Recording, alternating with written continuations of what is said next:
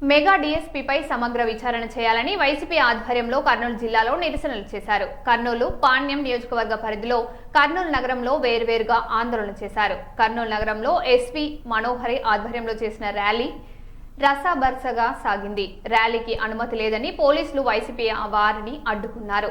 దీంతో వైసీపీ నాయకులు రోడ్డుపై బైఠాయించి ఆందోళన చేశారు. రైల్వే స్టేషన్ కూడలి నుంచి జిల్లా పరిషత్ కార్యాలయం వరకు ర్యాలీ కొనసాగింది. పాణ్యం నియోజకవర్గంలో మాజీ ఎమ్మెల్యే కాటసాని రాంభూపాల్ రెడ్డి ఆధ్వర్యంలో నిరసన ర్యాలీ చేశారు.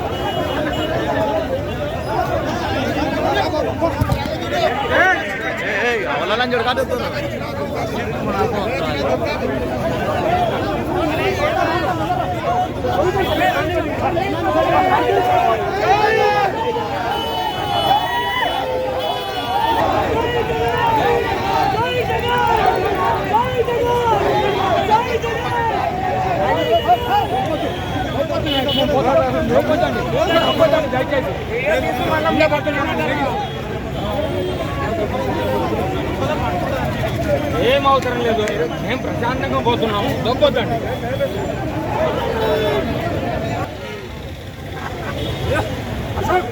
స్లోగన్స్ ఇవ్వు, స్లోగన్స్ ఇవ్వు.